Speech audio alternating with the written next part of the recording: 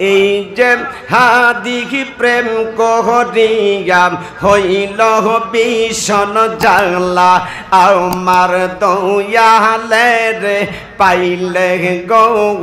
গলায় দিতাম মালা মাশাআল্লাহ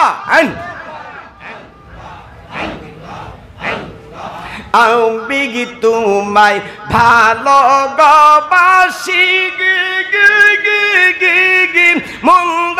বলে ফারা পরশি মাশাআল্লাহ